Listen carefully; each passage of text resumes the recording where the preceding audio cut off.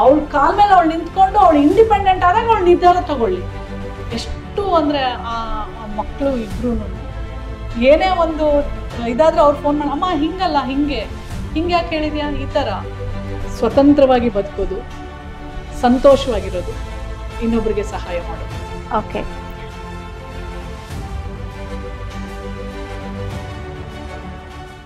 ಒಂದು ಕನಸು, ಒಂದು ಅವಕಾಶ, ಒಂದು ವರ್ಷ. ನಿಮ್ಮ ಭವಿಷ್ಯ ಬದಲಾಯಿಸಿ. Excel NEET academy, Guruvayanakere, Mangaluru. NEET 2026 long term ಬ್ಯಾಚ್ಗಳು ಆರಂಭವಾಗಿದೆ. ಅನನ್ಯ ಶಿಕ್ಷಕರು, ದೈನಂದಿನ ಪರೀಕ್ಷೆಗಳು, ವೈಯಕ್ತಿಕ ಮಾರ್ಗದರ್ಶನ. ಇದು ಬರೀ ಕೋಚಿಂಗ್ ಅಲ್ಲ, ನಿಮ್ಮ ಭವಿಷ್ಯ ನಿರ್ಮಾಣದ ವೇದಿಕೆ. Admissions open now. Seats filling fast. Join Excel where NEET dreams take flight.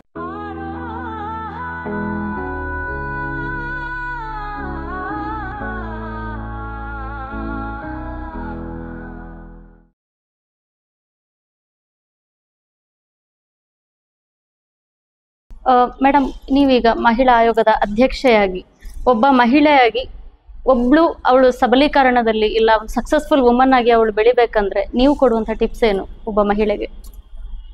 ನಾನು ಪ್ರತಿಯೊಂದು ಯಾವುದೇ ಜಿಲ್ಲೆಗೆ ಹೋದ್ರೂ ಕಾಲೇಜ್ ಮಕ್ಕಳನ್ನ ಖಂಡಿತವಾಗ್ಲೂ ಮೀಟ್ ಆಗ್ತೀನಿ. ಯಾಕೆ ಅಂದರೆ ನಾನು ಅವ್ರಿಗೆಲ್ಲ ಹೇಳ್ತೀನಿ, ಮದುವೆ ಮುಖ್ಯ ಅಲ್ಲ, ನಿಮ್ಮ ವಿದ್ಯಾಭ್ಯಾಸ ಮುಖ್ಯ. ಯಾಕೆ ಅಂತಂದರೆ ಹೌದು, ನಮ್ಮ ತಂದೆ ಒಳ್ಳೆ ವರ ಬಂದಿದ್ದಾನೆ, ತುಂಬ ಶ್ರೀಮಂತ, ನಾನು ಮದುವೆ ಮಾಡಿಬಿಡ್ತೀನಿ ಅಂತ ಆಯ್ತು, ಏನು ಮಾಡ್ತೀಯ ನೀನು ಹೋಗಿ? ಕರೆಕ್ಟ್. ಏನು ಮಾಡ್ತೀಯ? ಅಡುಗೆ ಮಾಡಬೇಕು, ಅದೇ ಫ್ಯಾಮಿಲಿ ನಡಬೇಕು, ಮಾಡ್ಕೋಬೇಕು. ಬಟ್ ಆದರೆ ನಿಂತನ, ಆದರೆ ನೀನು ಇನ್ನೊಬ್ಬರ ಹತ್ರ ಕೇಳುವಂಥದ್ದು. ಪ್ರತಿಯೊಂದು ಹೆಣ್ಣುಮಗಳು, ನನ್ನ ನಾಡಿನ ಪ್ರತಿಯೊಂದು ಮಹಿಳೆ, ಪ್ರತಿಯೊಂದು ಹೆಣ್ಣುಮಗಳು ಹೆಣ್ಣುಮಗಳು ಓದಬೇಕು, ಅವಳ ಕಾಲ ಮೇಲೆ ಅವಳು ನಿಂತ್ಕೋಬೇಕು, ಅವಳು ಅವಳು ದುಡಿಬೇಕು. ಅಲ್ಲಿವರೆಗೂ ಅವಳು ಯಾರನ್ನೂ ಮದುವೆ ಮಾಡ್ಕೋಬಾರ್ದು. ಅವಳ ಕಾಲ ಮೇಲೆ ಅವಳು ನಿಂತ್ಕೊಂಡು ಅವಳು ಇಂಡಿಪೆಂಡೆಂಟ್ ಆದಾಗ ಅವಳು ನಿರ್ಧಾರ ತಗೊಳ್ಳಿ. ಯಾಕೆ ಅಂತಂದರೆ ಸ್ವತಂತ್ರವಾಗಿ ಯಾವಾಗ ಅವಳು ನಿರ್ಧಾರಗಳನ್ನು, ನಾನು ಡಾಕ್ಟರ್ ಆದೆ, ಡಾಕ್ಟರ್ ನಂತರ ನಾನು ರಾಜಕಾರಣಕ್ಕೆ ಎಂಟರ್ ಆದೆ, ನಾನು ರಾಜಕಾರಣಿ ಆಗಬೇಕು ಅಂತ ಅನ್ನೋದು ನನ್ನ ನಿರ್ಧಾರ, ನನ್ನ ಮನೆಯವ್ರ ನಿರ್ಧಾರ ಅಲ್ಲ. ಯಾಕಂದರೆ ನಾನು ಸ್ವತಂತ್ರಳು ಅಂತಂದರೆ ಸಬಲೀಕರಣ, ಆರ್ಥಿಕವಾಗಿ ನಾನು ಸ್ವತಂತ್ರಳು. ನನ್ನ ದುಡ್ಡನ್ನ ನಾನು ದುಡಿತೀನಿ, ನಾನು ಯಾರ ಹತ್ರನೂ ಕೈ ಚಾಚಿ ಬೇಡಿ ಇಸ್ಕೊಳ್ಳೋದಿಲ್ಲ. ಇದು ನಮ್ಮ ತಂದೆ ಕನಸು ಸಹ. ನಮ್ಮ ತಂದೆ ಯಾವಾಗಲೂ ಹೇಳೋರು, ನನ್ನ ಮಗಳು ಯಾರ ಹತ್ರನೂ ಕೈ ಚಾಚಿ ದುಡ್ಡು ಬೇಡಬಾರ್ದು, ಅವಳ ಕಾಲ ಮೇಲೆ ಅವಳು ನಿಂತ್ಕೋಬೇಕು ಅಂತ ಹೇಳೋರು. ಇವತ್ತು ನನ್ನ ತಂದೆನ ಪ್ರತಿದಿನ ನಾನು ಆಚರಣೆ ಮಾಡ್ತೀನಿ. ಯಾಕೆ ಅಂದರೆ ಅವ್ರು ನನಗೆ ಆ ಶಕ್ತಿ ಕೊಟ್ಟು ಹೋಗಿದ್ದಾರೆ. ಇವತ್ತು ನಾನು ರಾಜಕಾರಣದಲ್ಲಿ ಇದ್ದೀನಿ, ಅದು ನನ್ನ ಸ್ವತಂತ್ರ ನಿರ್ಧಾರ. ಯಾಕೆಂದರೆ ನಾನು ಆರ್ಥಿಕವಾಗಿ ಸ್ವಾವಲಂಬಿ ನಾನು. ಸೊ ಇದು ನಾನು ಪ್ರತಿಯೊಂದು ಹೆಣ್ಣುಮಗಳಿಗೂ ಹೇಳಕ್ಕೆ ಇಷ್ಟಪಡ್ತೇನೆ. ಪ್ರತಿಯೊಂದು ಮಹಿಳೆಯರು ಮದುವೆ ಆಗಿರ್ತಾರೆ, ಎಷ್ಟೋ ಕಡೆ ನೀವು ಸ್ವಂತ ನಿಮ್ಗೆ ಒಳ್ಳೆ ಅಡುಗೆ ಮಾಡೋಕೆ ಬರುತ್ತಾ, ಒಂದು ಇಡ್ಲಿ ಮಾಡ್ಬಿಟ್ಟು ಮಾರಾಟ ಮಾಡಿ, ಆಯ್ತಾ? ನಿಮ್ಗೆ ಒಳ್ಳೆ ಮುದ್ದೆ ಸಾರು ಮಾಡೋಕೆ ಬರುತ್ತಾ, ಅಲ್ಲೇ ಮನೆಯಲ್ಲೇ ಮುದ್ದೆ ಮಾಡಿ ಒಂದು ಆಚೆ ಕಡೆ ಒಂದು ಬೋರ್ಡ್ ಹಾಕಿ, ನಿಮ್ಗೆ ಒಳ್ಳೆ ನಿಮ್ಗೆ ನೀವು ಮಾಡಬೇಕು ಅನ್ನೋ ನಿಮ್ಮ ಮನಸ್ಸಿದ್ರೆ ನೀವು ಏನು ಬೇಕಾದ್ ಮಾಡ್ತೀರಾ. ಬಟ್ ಆದರೆ ಚಿಕ್ಕದೋ ದೊಡ್ಡದು ನಿಮ್ಮ ದುಡ್ಡು ನೀವು ದುಡಿಬೇಕು, ನಿಮ್ಮ ಹಣ ನಿಮ್ಮ ಪರ್ಸಲ್ಲಿ ಇರಬೇಕು. ಇದು ನಾನು ಎಲ್ಲ ಮಹಿಳೆಯರಿಗೂ ಹೇಳೋದು. ಯಾಕೆ ಅಂತಂದರೆ ಅವಳು ಯಾವಾಗ ಅವಳ ಪರ್ಸಲ್ಲಿ ದುಡ್ಡಿರುತ್ತಲ್ಲ, ಅವಳು ಅವಾಗ ತನಗೋಸ್ಕರ ತಾನು ಯೋಚನೆ ಮಾಡ್ಬೋದು. ವರ್ಷಕ್ಕೊಂದ್ಸಲ ಅವಳಿಗೆ ಆರೋಗ್ಯದ ತಪಾಸಣೆಗೆ ಹೋಗ್ಬೋದು, ಅವಳು ಹೆಲ್ತ್ ಚೆಕಪ್ ಮಾಡಿಸ್ಕೋಬೋದು. ಈಗ ಹೆಲ್ತ್ ಚೆಕಪ್ಗೂ ಗಂಡನ ಕೇಳಬೇಕು, ದುಡ್ಡು ಕೊಟ್ರೆ ಹೋಗ್ತಾರೆ, ಇಲ್ಲಾಂದ್ರೆ ಹೋಗೋದಿಲ್ಲ. ಎಷ್ಟೋ ಜನ ನಾನು ನೋಡಿದ್ದೀನಿ, ತುಂಬಾ ಶ್ರೀಮಂತರು, ಆದ್ರೆ ಗಂಡ ದುಡ್ಡು ಕೊಡೋದಿಲ್ಲ ಅದಕ್ಕೆಲ್ಲ, ಚೆಕಪ್ಗೆಲ್ಲ. ಹಿಂಗೆಲ್ಲ ನೋಡೋರು ಕ್ಯಾನ್ಸರ್ ಆಗಿರೋದು ನಾನು ನೋಡಿದ್ದೀನಿ. ಟ್ರೀಟ್ಮೆಂಟ್ಗಳು ದುಡ್ಡು ಕೊಡಲ್ಲ, ಎಷ್ಟೊಂದು. ಯಾಕೆ ಆ ಅನುಭವ ಯಾಕೆ ನಮ್ಗೆ? ಇವತ್ತು ಎಲ್ಲ ಹೆಣ್ಮಗಳು ಸಬಲೀಕರಣ ಆಗ್ಬೇಕು. ಇನ್ನೊಂದು, ಯಾವುದೇ ಒಂದು ಕಷ್ಟ ಬಂದಾಗ, ಯಾವುದೇ ಒಂದು ಸವಾಲು ಬಂದಾಗ, ಎಂಥದೇ ಇರ್ಬೋದು, ಅದು ಗಂಡ ಒಡೆಯೋದಿರ್ಬೋದು, ಬ್ಲ್ಯಾಕ್ ಮೇಲ್, ಯಾರೋ ಒಬ್ಬ ಚೀಟ್ ಮಾಡೋದಿರ್ಬೋದು, ಬ್ಲ್ಯಾಕ್ ಮೇಲ್ ಮಾಡ್ತಾ ಇರ್ಬೋದು, ಧ್ವನಿ ಎತ್ತಿ. ನೀವು ಸುಮ್ಮನೆ ಇದ್ರೆ ದಿನ ಬಂದು ಹೊಡಿತಾನೆ, ಬಗ್ಗಿದವನಿಗೆ ಜಾಸ್ತಿ, ದಿನ ಹೊಡಿತಾನೆ, ಬಂದು ದಿನ ಕುಡಿತಾನೆ, ದಿನ ಹೊಡಿತಾನೆ, ಇಲ್ಲ ದಿನ ಬಂದು ಹೊಡಿತಾನೆ, ಇಲ್ಲ ದಿನ ಧ್ವನಿ ಎತ್ತಬೇಕು. ಹಂಗನ್ಬಿಟ್ಟು ಜಗಳ ಮಾಡ್ಕೊಂಡು ಆಚೆ ಬನ್ನಿ ಅಂತ ನಾನು ಹೇಳ್ತಾ ಇಲ್ಲ.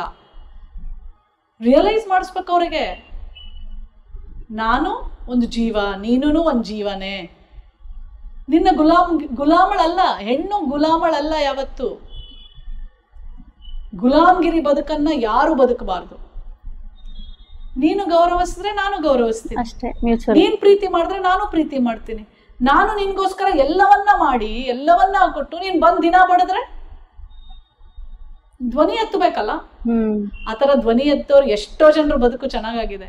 ದಿನ ಒದೆ ತಿನ್ನೋ ಹೆಣ್ಮಗಳು ಒಂದಿನ ತಗೊಂಡು ಬಾರಿಸ್ತಾಳೆ, ಅವತ್ತವನ್ ಒದೆ ನಿಲ್ಲಿಸ್ತಾನೆ. ಅವತ್ತಿಂದ ಆ ಹೆಣ್ಮಗಳು ಇಡೀ ಊರ್ನವ್ರ ಹೆಣ್ಮಗಳಿಗೆಲ್ಲ ಸಾಥ್ ಕೊಡ್ತಾಳೆ, ಮೋಟಿವೇಟ್ ಕೊಡ್ತಾಳೆ. ಇದೆಲ್ಲ ಸತ್ಯವಾದಂತ ಸಂಗತಿಗಳು, ವಿಚಾರಗಳು. ಯಾವತ್ತು ನಿಮ್ ಮೇಲೆ ದೌರ್ಜನ್ಯ ಆಗತ್ತೆ, ಶೋಷಣೆ ಆಗತ್ತೆ, ನೀವು ಧ್ವನಿ ಎತ್ತಬೇಕಪ್ಪ. ಅಯ್ಯೋ ತಪ್ಪು ಮಾಡದೇ ಇರೋರು ಯಾರು ಅಲ್ಲ. ನಾನು ತಪ್ಪು ಮಾಡ್ತೀನಿ, ನೀನು ತಪ್ಪು ಮಾಡ್ತೀಯ. ಮನುಷ್ಯ ಅಂದ್ಮೇಲೆ ತಪ್ಪು ಮಾಡ್ತಾನೆ, ಮೃಗ ಮರ ತಪ್ಪು ಮಾಡೋದಿಲ್ಲ, ನಾವೇ ತಪ್ಪು ಮಾಡೋದು. ತಪ್ಪನ್ನ ತಿದ್ಕೊಂಡು ನಡೆಯೋದು, ತಪ್ಪನ್ನ ಅದನ್ನ ನೀವು ಈಗ ಆಯ್ತು ನಾನು ತಪ್ಪು ಮಾಡ್ಬಿಟ್ಟೆ, ನಾನು ಪೊಲೀಸ್ ಸ್ಟೇಷನ್ಗೆ ಹೆಂಗ್ ಹೋಗ್ಲಿ? ನೀವು ಹೋಗ್ಲಿಲ್ಲ ಅಂತಂದ್ರೆ ನಿನ್ ಕಷ್ಟ ತಪ್ಪಿದಲ್ಲ. ನೀನ್ ಬ್ಲಾಕ್ ಮೇಲ್ ಮಾಡೋನು ಬ್ಲಾಕ್ ಮೇಲ್ ಮಾಡ್ತಾನೆ ಇರ್ತಾನೆ.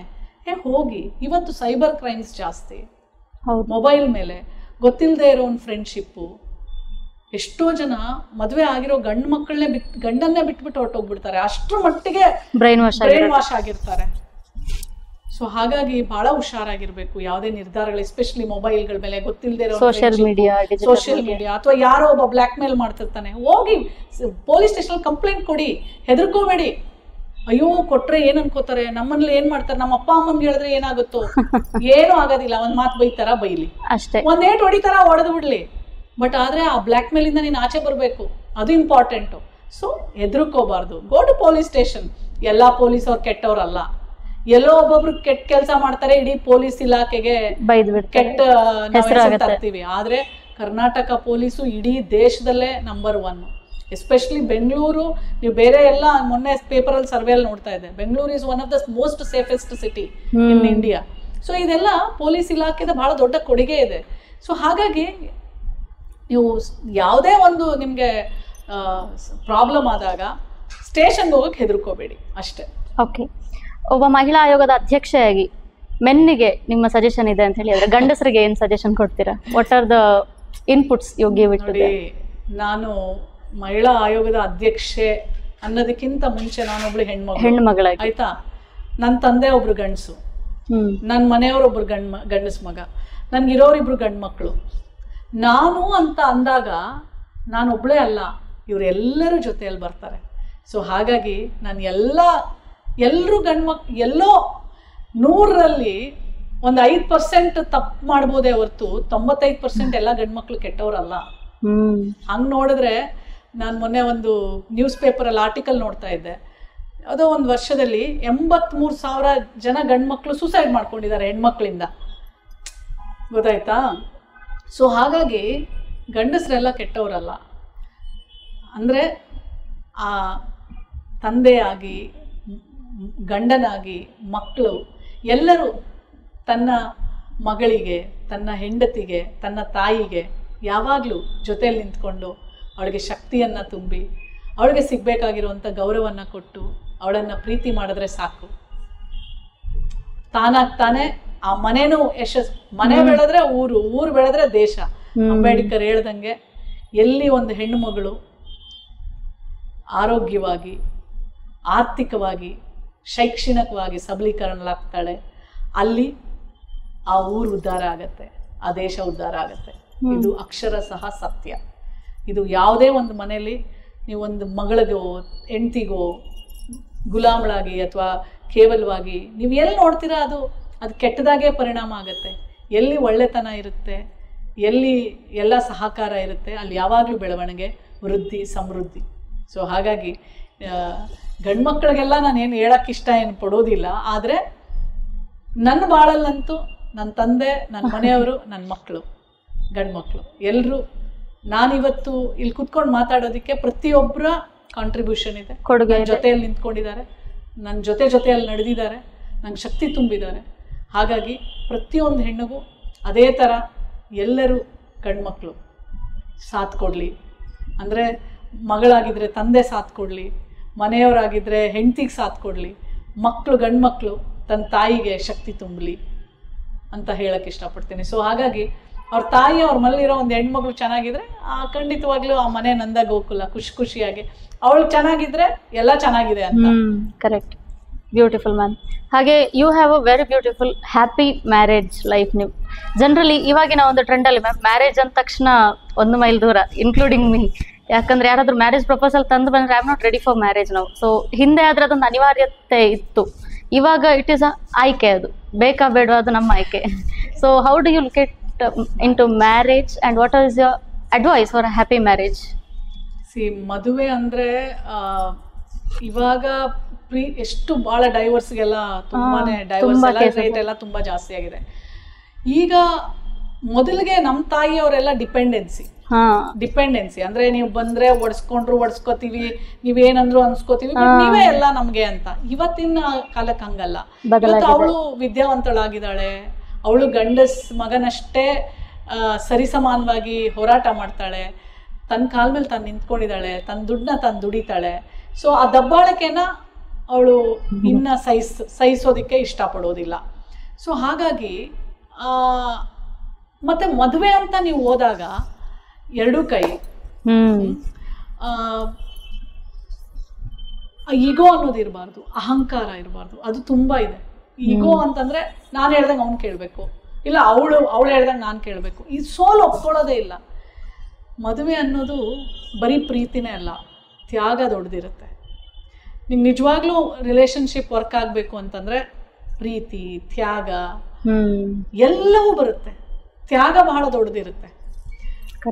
ಆಮೇಲೆ ಎಲ್ಲವನ್ನ ಅರ್ಥ ಮಾಡ್ಕೊಳ್ಳೋ ಅಂತ ಹೃದಯ ಎಲ್ಲವೂ ಇದ್ದಾಗ ಮಾತ್ರನೇ ನೀವು ಆ ರಿಲೇಷನ್ಗೆ ಎಂಟರ್ ಆಗ್ಬೇಕು. ಇಲ್ಲ ಅಂತಂದ್ರೆ ಚಿಕ್ಕ ಪುಟ್ಟದಕ್ಕೆ, ಈಗ ಮದುವೆ ಮಾಡ್ಕೊಂಡು ಹೋಗಿರ್ತೀವಿ, ಅತ್ತೆ ಮಾವ ನಮಗ್ ಚೇಂಜ್ ಆಗಿ ಅಂತಾರೆ. ನಮ್ಗೆ ಅವ್ರು ಬೆಳೆದ್ ನಿಂತಿರೋ ಮರ, ಅವ್ರು ಚೇಂಜ್ ಆಗಿ ಅಂತ ಆಗತ್ತಾ? ನಾವು ಅವರಿಗೆ ಬಳ್ಳಿ ತರ ಅವ್ರನ್ನ ಸುತ್ಕೊಂಡು ಹೋಗ್ಬೋದು, ಅವ್ರ ಮರ ಕಡಿಯೋಕ್ಕಾಗೋದಿಲ್ಲ. ಸೊ ಹಾಗಾಗಿ ಎಲ್ಲ ನಮ್ಮ ಕೈಯಲ್ಲೂ ಇರುತ್ತೆ. ಸೊ ಹೇಗೆ ನಾವು ಬಳ್ಳಿ ಥರ ಬಳಸ್ಕೊಂಡು ಹೋಗ್ತೀವಿ.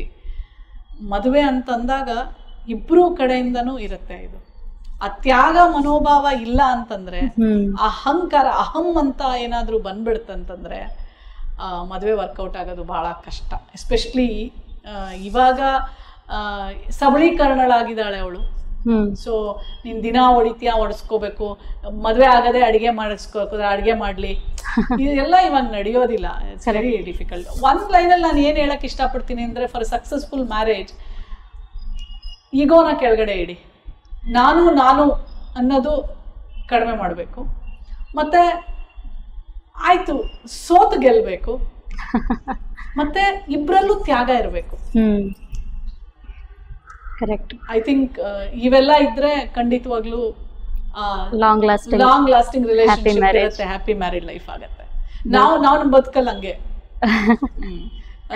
ಅಫ್ಕೋರ್ಸ್ ಇಬ್ರಿಗೂ, ನಾನು ಡಾಕ್ಟ್ರು, ಅವರು ವರ್ಲ್ಡ್ ರಿನೌಂಡ್ ಡಾಕ್ಟರ್ ಆಗಿರೋದ್ರಿಂದ ಈಗೋ ಇರುತ್ತೆ, ಬಟ್ ಕಡಿಮೆ. ಆಮೇಲೆ ತಪ್ಪಿರ್ಲಿ ಸರಿ ಇರ್ಲಿ, ನಾನೇ ಫಸ್ಟ್ ಸಾರಿ ಕೇಳೋದು. ಏನಾಯ್ತು ಕೇಳಿದ್ರೆ ಅವರೇ ಕೇಳ್ಬೇಕಂತೇನಿಲ್ಲ, ಅವರು ಕೇಳ್ತಾರೆ ಒಂದೊಂದ್ಸಲ, ಬಟ್ ಜಾಸ್ತಿ ಸಲ ಕೇಳೋದ್ ನಾನೇ. ಯಾಕಂದ್ರೆ ನಂಗೆ ನೆಕ್ಸ್ಟ್ ಡೇ ಚೆನ್ನಾಗಿರ್ಬೇಕು. ಕೇಳ್ಬಿಟ್ರೆ ನಾನೇನ್ ಚಿಕ್ಕವಳಾಗಲ್ಲ. ಯಾಕಂದ್ರೆ ನಮ್ಮಿಬ್ರು ಬದುಕೆ ಹಾಗೆ. ನಮ್ಗೆಲ್ಲ ಏನಿದೆ, ಸಾರಿ ಕೇಳ್ಬಿಟ್ರೆ ನಾನು ಚಿಕ್ಕವಳಾಗ್ಬಿಡ್ತೀನೇನೋ ಆ ಭಾವನೆ ಬಂದ್ರೆ, ನಾನು ಅದೇ ಹೇಳ್ತೀನಲ್ಲ, ಒಂದು ಸಂಬಂಧ ಚೆನ್ನಾಗಿರ್ಬೇಕು ಅಂತಂದ್ರೆ ಮೊದಲಿಗೆ ಅಹಂಕಾರ ಇರಬಾರ್ದು, ನಾನು ಅನ್ನೋದಿರಬಾರ್ದು. ಏನಾಯ್ತು ನಾನೇ ಕೇಳ್ತೀನಿ, ತಪ್ಪಾಯ್ತು, ಮುಗ್ದೋಯ್ತು. ನೆಕ್ಸ್ಟ್ ದಿನ ಪಟಾಪಟ everything is okay. Because sorry is for our own mental health. One simple sorry will change everything. ಎಲ್ಲ ಚೇಂಜ್ ಆಗೋಗುತ್ತೆ. ಆದ್ರೆ ಆ ಸಾರಿ ಒಂದೊಂದು ವಾರ ತಿಂಗಳಾನ್ಗಟ್ಲೆ ಮಾತಾಡಲ್ಲ. ಅವ್ನು ಮಾತಾಡ್ಸ್ಲಿ, ಅವಳು ಮಾತಾಡ್ಸ್ಲಿ, ನಾನೇ ಮಾತಾಡ್ಸ್ಬಿಡೋಣ ಬಿಡಪ್ಪ, ಅದ್ರಲ್ಲಿ ಏನಿದೆ, ಸಾರಿ ಅಷ್ಟೇ, ಮುಗೀತು. ನಿಮ್ಮ ಪ್ರೊಫೆಷನಲ್ ಮತ್ತೆ ಪರ್ಸನಲ್ ಲೈಫ್ ಅನ್ನ ಇಂಥ ಒಂದು ಹೆಕ್ಟಿಕ್ ಶೆಡ್ಯೂಲ್ ಅಲ್ಲಿ how do you give time and how do you balance? ತುಂಬಾ ಬ್ಯಾಲೆನ್ಸ್ ಮಾಡ್ತೀನಿ ನಾನು. ನನಗೆ ಹೆಚ್ಚಿಗೆ ನಾನು ಫ್ರೆಂಡ್ಸ್ ಮನೆಗಳಿಗೆ ಇದೆಲ್ಲ ಹೋಗೋದಿಲ್ಲ. ನನ್ನ ಕೆಲಸ ಆದ್ರೆ ಎಷ್ಟೇ ಹೊತ್ತಾಗಿರ್ಲಿ ಮನೆಗೆ ವಾಪಸ್ಸು ಆ ಟೈಮ್ ಕಳಿತೀನಲ್ಲ, ಅದೇ ಇಂಪಾರ್ಟೆಂಟ್. ಎಷ್ಟೋ ಕೆಲವೊಂದ್ಸಲ ದೂರ ಜಿಲ್ಲೆ ಇರುತ್ತೆ, ಎಲ್ಲರೂ ಇಲ್ಲೇ ಇದ್ಬಿಡು ಅಂತಾರೆ. ಇಲ್ಲ, ಅದು ತನ್ನೊಂದು 12 ಗಂಟೆ ಆಗ್ಲಿ 1 ಗಂಟೆ ಆಗ್ಲಿ ಮನೆಗೆ ಹೋಗ್ತೀನಿ. ಮಲ್ಕೊಂಡು ಬೆಳಗ್ಗೆ ಎದ್ದು ಎಲ್ಲರ ಜೊತೆ ಮಾತಾಡಿ, ನನ್ನ ಮನೆಯವ್ರ ಜೊತೆ ಒಂದು 10 ನಿಮಿಷ ಟೈಮ್ ಕಳೆದು, ಅಂದ್ರೆ ಲೈಫ್ ಇಸ್ ಆಲ್ಸೋ ನಿಮ್ಗೆ ತುಂಬ ಬ್ಯಾಲೆನ್ಸ್ ಮಾಡಬೇಕಾಗತ್ತೆ. ನಾನು ಹೇಳಿದ್ನಲ್ಲ, ಮದುವೆ ಅನ್ನೋದು ಬರೀ ಮಾತಲ್ಲ, ಇದರಲ್ಲಿ ತುಂಬ ತ್ಯಾಗ ಇದೆ. ಅದರಿಂದ ತುಂಬ ಹೋರಾಟ ಇದೆ, ಪ್ರೀತಿ ಇದೆ, ಬದ್ಧತೆ ಇರಬೇಕು. ಸೊ ಹಾಗಾಗಿ ಸೊ ನಾನು ತುಂಬ ಬ್ಯಾಲೆನ್ಸ್ ಮಾಡ್ತೀನಿ. ಆಮೇಲೆ ನಾನು ನನ್ನ ಮನೆಯವರು ಒಂದು ಟೈಮ್ ಇಟ್ಕೊಂಡ್ಬಿಟ್ಟಿದ್ದೀವಿ, ಶನಿವಾರ ಮಧ್ಯಾಹ್ನ. ಅವ್ರು ಏನೇ ಸ್ಕೆಡ್ಯೂಲ್ ಮಾಡ್ಬೇಕಾದ್ರೆ ಶನಿವಾರ ಮಧ್ಯಾಹ್ನ ಫ್ರೀ ಇಟ್ಕೊಂಡ್ಬಿಡ್ತಾರೆ. ಅಟ್ಲೀಸ್ಟ್ ವಾರದಲ್ಲಿ ಒಂದ್ಸಲ ಆದ್ರೂ ಇಬ್ರು ಹೊರಗೆ ಹೋಗ್ಬೇಕು ಒಂದು ಊಟಕ್ಕೆ. ಸೊ ಇದನ್ನ ನಾವು ಸುಮಾರು 8 ವರ್ಷದಿಂದ ಮಾಡ್ಕೊಂಡ್ ಬರ್ತಾ ಇದೀವಿ. ಅಕಸ್ಮಾತ್ ಅವರು ಹೊರಗಡೆ ಹೋದ್ರೆ ಏನಿಲ್ಲ, ನಾನು ಎಲ್ಲರೂ ಹೊರಗಡೆ ಹೋದ್ರೆ ಬೇರೆ ಜಿಲ್ಲೆ ಕೆಲಸ ಆತರ ಇದ್ರೆ ಇಲ್ಲ. ಬಟ್ ಬೆಂಗಳೂರಲ್ಲಿ ಇದ್ರೆ ಹೆಂಗಾದ್ರೂ ಟ್ರೈ ಮಾಡಿರ್ತೀನಿ ಶನಿವಾರ ಮಧ್ಯಾಹ್ನ ಫ್ರೀ ಆಗಿ ಇಟ್ಕೊಳ್ಳಕ್ಕೆ. ಎಷ್ಟೋ ಸಲ ಇಬ್ರು ಹೋಗಿ ಲಂಚ್ ಮಾಡ್ಬಿಟ್ಟು ಮತ್ತೆ ನಾನು ಅಲ್ಲಿಂದ ಕಾರ್ ತರಿಸ್ಕೊಂಡು ಮತ್ತೆ ನಾನು ಕಾರ್ಯಕ್ರಮಕ್ಕೆ ಹೊರಟೋಗ್ಬಿಡ್ತೀನಿ. ಬಟ್ ಅವ್ರ ಜೊತೆ ಆ ಟೈಮು, ಆ 2-3 ಅವರು ಅವ್ರ ಜೊತೆ ಕಳಿಯಕ್ಕೆ ಪ್ರಯತ್ನ ಮಾಡ್ತೀನಿ, ಖಂಡಿತ ಮಾಡ್ತೀನಿ. ಯಾಕೆಂದ್ರೆ ಅವರು ಸಹ ನನ್ನ ಬದುಕು. ನಿಮ್ಮ ಈ ಒಂದು ಎಂಟೈರ್ ಜರ್ನಿಯಲ್ಲಿ how lucky do you feel? ನನಗೆ ನಾನು ತುಂಬಾ ಅದೃಷ್ಟ ಮಾಡಿದ್ದೀನಿ, ತುಂಬಾ ಬ್ಲೆಸ್ಡ್ ಇದ್ದೀನಿ ನಾನು. ಯಾಕಂದ್ರೆ ನಾನು ಅನ್ಕೊಂಡಿದ್ದೆಲ್ಲ ನಾನು ಸಾಧಿಸ್ತಾ ಬಂದಿದ್ದೀನಿ. ಎಷ್ಟೊಂದು ಜನಕ್ಕೆ ನಾನು ನೋಡಿದಾಗ ನನಗೆ ಏನೂ ಕಡಿಮೆ ಮಾಡಿಲ್ಲ. ಆಮೇಲೆ ನಾನು ಏನು ಅನ್ಕೊಳ್ತೀನಿ ಅದಕ್ಕೆ ಕಷ್ಟಪಡ್ತೇನೆ, ಹೋಗಿ ಮಲ್ಕೊಂಬಿಡಲ್ಲ. ಇವತ್ತೇನೋ ಆಯ್ತು, ಅಪ್ಸೆಟ್ ಆಗ್ಬಿಟ್ಟೆ, ಎಲ್ಲೋ ಇದೆಲ್ಲ ಪಬ್ಲಿಕ್ ಲೈಫಲ್ಲಿ ಇದೆಲ್ಲ ಸಹಜ. ಎಷ್ಟೋ ಕಡೆ ವೇದಿಕೆ ಮೇಲೆ ಅವಮಾನ ಆಗ್ಬಿಡತ್ತೆ, ಎಷ್ಟೋ ಕಡೆ ನಾನು ಹೇಳ್ಕೊಳಕ್ ಆಗೋದಿಲ್ಲ, ಆ ಥರ ಎಲ್ಲ ನಡೆದೋಗತ್ತೆ. ಕಾರಲ್ಲಿ ಕುತ್ಕೊಂಡು ಕಣ್ಣೀರು ಬಂದ್ಬಿಟ್ಟಿರುತ್ತೆ, ಎಲ್ರ ಮುಂದೆನೂ ಅಳೋದಿಲ್ಲ ಕಾರಲ್ಲಿ. ಬಟ್ ಮನೆಗೆ ಹೋದ್ಮೇಲೆ ಅದೆಲ್ಲ ಮುಗ್ದೋಗಿರುತ್ತೆ. ಬೆಳಗ್ಗೆ ಎದ್ದು ಮತ್ತೆ ಅದೇ ನಾಗಲಕ್ಷ್ಮಿ, ಅದೇ ಮನಸ್ಸು, ಅದೇ ಪ್ರೀತಿ, ಮತ್ತೆ ಅದೇ ಹೋರಾಟ. So it has kept me on. And ನಾನು ತುಂಬಾನೇ ಒಳ್ಳೆ ತಂದೆ ಪಡ್ಕೊಳಕ್ ಅದೃಷ್ಟ ಮಾಡಿದ್ದೆ. ಒಳ್ಳೆ ತಂದೆ ಆಗಿದ್ದಕ್ಕೆ ನಾನು ಊರಲ್ಲಿ ಮೊದಲನೇ ವಿದ್ಯಾವಂತೆ. ಇಲ್ಲಿದ್ರೆ ಯಾರನ್ನು ಮದುವೆ ಮಾಡ್ಕೊಂಡು ಮನೇಲಿ ಮಕ್ಕಳನ್ನ ಎತ್ಕೊಂಡು ಅಡುಗೆ ಮಾಡ್ಕೊಂಡು ಮನೆ ಇರ್ತಿದ್ದೆ. ಇವತ್ತು ಅಂಥ ತಂದೆ ಪಡ್ಕೊಳ್ಳೋದು ಅದೃಷ್ಟ. ನನ್ನ ಮನೆಯವ್ರನ್ನ ಪ್ರೀತಿ ಮಾಡಿ ಮದುವೆ ಮಾಡ್ಕೊಂಡೆ, ಅಂಥವ್ರು ಸಿಕ್ಕಿದ ಅದೃಷ್ಟ. ನೆಕ್ಸ್ಟು ಮಾನ್ಯ ಮುಖ್ಯಮಂತ್ರಿಗಳು ಸಿದ್ದರಾಮಯ್ಯನವರ ಒಂದು ಒಡನಾಟ, ಅದು ಅದೃಷ್ಟ. ಡಾಕ್ಟರ್ ಜಿ ಪರಮೇಶ್ವರ್ ಅವರು ಅಧ್ಯಕ್ಷರಾದಾಗ ನಾನು ಅವರಿಗೆ ಸಿಕ್ಕಿದ್ದು, ಅಲ್ಲಿಂದ ನನ್ನ ಪೊಲಿಟಿಕಲ್ ಜರ್ನಿ ಪ್ರಾರಂಭ ಆಗಿದ್ದು ಅದೃಷ್ಟ. ಮಕ್ಕಳು, ಇಬ್ಬರು ಗಂಡು ಮಕ್ಕಳು. ನಾನು ಲೇಟ್ ಆಯಿತು ಅಥವಾ ನನ್ನ ಮುಖದಲ್ಲಿ ಒಂದಿಷ್ಟು ಸಪ್ಪೆ ಏನೋ ಆಗಿದೆ, ಮನೆಗೆ ಹೋಗಿದ ತಕ್ಷಣ ನನ್ನ ದೊಡ್ಡ ಮಗ ಏನಾಯ್ತು ನಾಗಲಕ್ಷ್ಮಿ ಅಂತ, ನಾಗಲಕ್ಷ್ಮಿ ಮುಖ ಹಿಂಗಾಗಿದೆ, ಏನಾರು ಆಯ್ತಾ, ಯಾರು ಅಂದ್ರ, ಅವನ ಹತ್ರ ಎಲ್ಲ ಹೇಳಿದ್ಮೇಲೆ ಅಮ್ಮ ಬಿಡಮ್ಮ, ಇವತ್ತು ಹೋಗಿದ್ದೆ ಕಣೋ, ಇಡೀ ದಿನ ಕಾಯಿಸಿದ್ರು ಭೇಟಿ ಆಗಲಿಲ್ಲ, ಮಾರನೇ ದಿನಾನೂ ಒಂದಿನ ನಿನ್ಗೂ ಅವ್ರು ಕಾಯುವಂತ ಸಮಯ ಬರುತ್ತಮ್ಮ, ನೀನ್ ತಲೆ ಕೆಡ್ಸ್ಕೋಬೇಡ. ಎಷ್ಟು ಅಂದ್ರೆ ಆ ಮಕ್ಕಳು ಇಬ್ರುನು ಏನೇ ಒಂದು ಇದಾದ್ರೆ ಅವ್ರು ಫೋನ್ ಮಾಡಿ, ಅಮ್ಮ ಹಿಂಗಲ್ಲ ಹಿಂಗೆ ಯಾಕೆ ಹೇಳಿದ್ಯಾ, ಈ ಥರ ಅಮ್ಮ ಸೂಪರ್ ಆಗಿ ಮಾಡಿದ್ಯಮ್ಮ. ಮೊನ್ನೆ ಒಂದು ವಿಡಿಯೋ, ತಾಯಿ ಎಷ್ಟು ಕಷ್ಟಪಡ್ತಾಳೆ, ಗಾರ್ಮೆಂಟ್ಸ್ಗೆ ಹೋಗ್ತಾಳೆ, ಮುಸ್ರೆ ತಿಕ್ತಾಳೆ, ಫ್ಯಾಕ್ಟ್ರಿಗಳಿಗೆ ಹೋಗ್ತಾಳೆ, ಕೆಲ್ಸಕ್ಕೆ ಹೋಗ್ತಾಳೆ ತನ್ನ ಮಕ್ಕಳನ್ನ ಸಾಕಕ್ಕೆ. ಆ ವಿಡಿಯೋ ತುಂಬ ದೊಡ್ಡ ಮಟ್ಟಕ್ಕೆ ವೈರಲ್ ಆಗಿದೆ. ಎಷ್ಟೋ ಜನ ನನ್ನ ಮಗ ಹೇಳ್ತಾ ಇದ್ದ,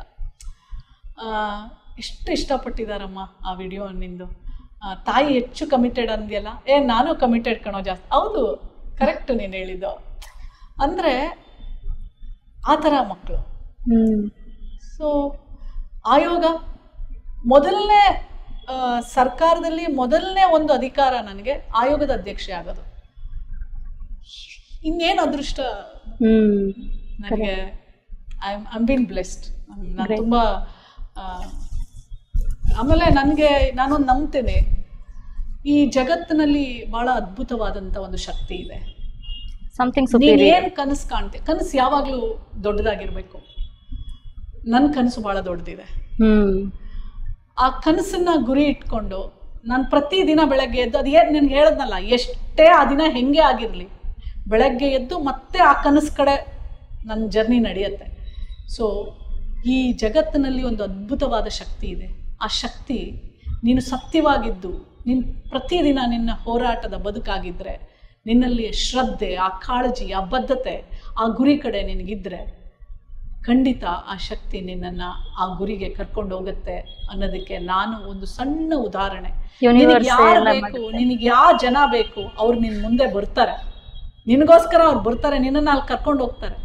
ಆ ಥರ ನನ್ನ ಜೀವನದಲ್ಲಿ ಎಷ್ಟೊಂದು ಜನರ ಹೆಸರು ಹೇಳ್ಬೋದು ಹಂತವಾಗಿ. ಯಾಕಂದರೆ ನನ್ನ ತಂದೆ ಇಲ್ಲ, ನನ್ನ ರಾಜಕಾರಣದಲ್ಲಿ ಇಷ್ಟೆಲ್ಲ ನಡ್ಕೊಂಬರ್ಬೇಕು ಅಂತಂದ್ರೆ ಹಂತದಲ್ಲಿ ಒಬ್ಬೊಬ್ರು ಸಿಗ್ತಾ ನನ್ನನ್ನು ಕರ್ಕೊಂಬಂದಿದ್ದಾರೆ. ಸೊ ಹಾಗಾಗಿ ಆ ಶಕ್ತಿಯನ್ನ ನಾನು ನಂಬ್ತೇನೆ. That is called universal energy and that's the law of attraction. Yeah. So what you think, what you feel, you will attract. You will become that. ಯೋಚನೆ ಮಾಡ್ತೀಯ, ನೀನ್ ಏನ್ ಕನಸು ಕಾಣ್ತೀಯ, ಖಂಡಿತ ಅದ್ ನೀನ್ ಆಗ್ತೀಯ ಒಂದಿನ. Okay. ನಿಮ್ಮ ಒಂದು 18 ವರ್ಷದ ಯಂಗರ್ ಸೆಲ್ಫ್ಗೆ if you want to give any advice, what it could be? 18 years ಮಕ್ಕಳಿಗೆ ಅದು. ಮೇಡಮ್, ನಿಮ್ಮ ಒಂದು ಈಗ ನೀವು 50 ವರ್ಷ ಇದ್ದೀರಾ, ನಿಮ್ಮದೇ ಒಂದು 18 ವರ್ಷದ ನಾಗಲಕ್ಷ್ಮಿ ಚೌಧರಿಗೆ ಏನಾದರೂ ಒಂದು ಅಡ್ವೈಸ್ ಕೊಡಬೇಕು ಅಂತಿದ್ರೆ ಏನು ಕೊಡ್ಲಿಕ್ಕೆ ಇಷ್ಟಪಡ್ತೀರಾ? In taking your long experience. 18 ವರ್ಷದ ನಾಗಲಕ್ಷ್ಮಿ ಏನಾದರೂ ಮತ್ತೆ ನನಗೆ ಸಿಕ್ಕಿದ್ರೆ ಅವಳಿಗೆ ಹೇಳ್ತೀನಿ, ಕಾಂಪಿಟೇಟಿವ್ ಎಕ್ಸಾಮ್ ಬರೆದು IAS ಆಫೀಸರ್ ಆಗುವಂತ. ಅದೊಂದು ಕನಸು ಬಾಕಿತ್ತು. ಯಾಕಂದ್ರೆ ಆ ನಾಗಲಕ್ಷ್ಮಿಗೆ ಸೇವೆ ಮಾಡೋದು ಬಹಳ ಮುಖ್ಯ. ಸೊ ಹಾಗಾಗಿ ನನ್ಗನ್ಸುತ್ತೆ ಆ ಒಂದು ಅಧಿಕಾರ ಇದೆಯಲ್ಲ, ಅದು ಬಹಳ ದೊಡ್ಡ ಜನರ ಸೇವೆಗೆ.